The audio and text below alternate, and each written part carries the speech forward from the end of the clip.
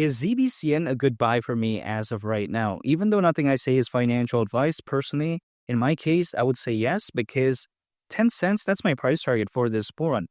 Now, people may think that it's kind of hard to believe, but when I take a look at Zebic, I think it's a very special project and it's very underrated because some people may think that this is kind of a weird project. They take a look at the price chart of ZBCN and they're like, okay, what's going on?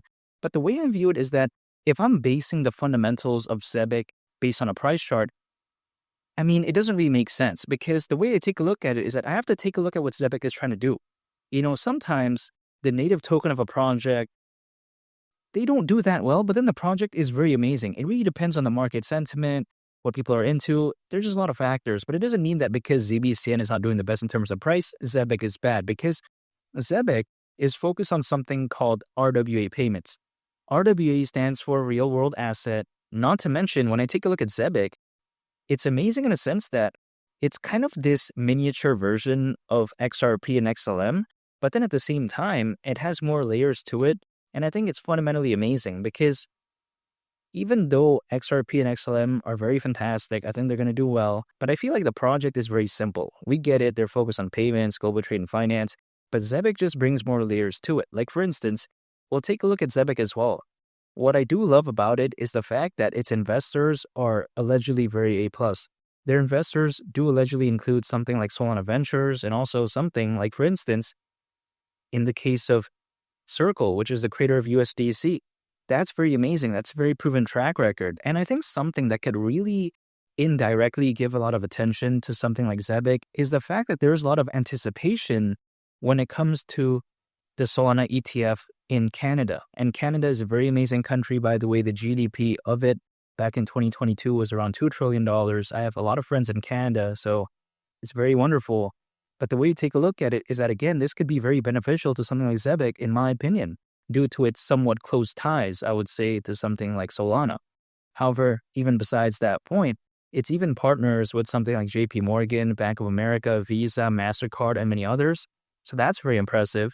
And not too long ago, it had around 50,000 monthly users. There was over 200 payroll enterprise clients, and its payroll volume was actually not too long ago as well, around $1 billion.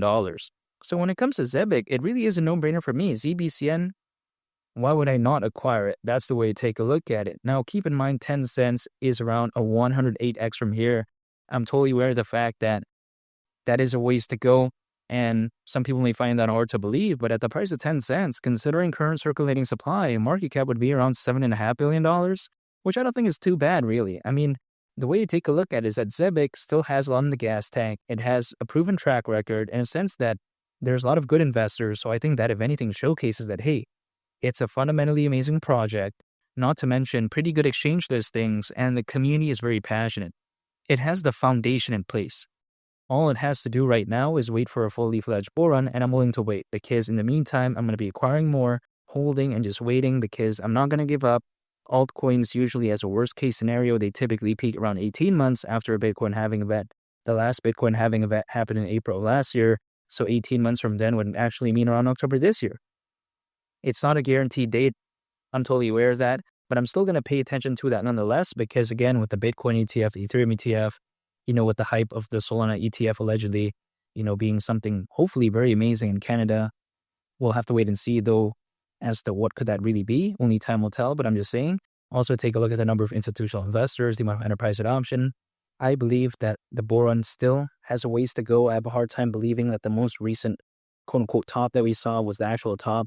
I think better days are ahead. ZBCN is a no-brainer for me. And when people ask me, hey, do you still believe in ZBCN? The answer is yes, because 10 cents, that's my price target for this bull run. And make sure to subscribe if you gain value from this video. I'd greatly appreciate it. It's Malik the Captain, and I'll catch y'all on the next one. I'm out. Peace. Bye.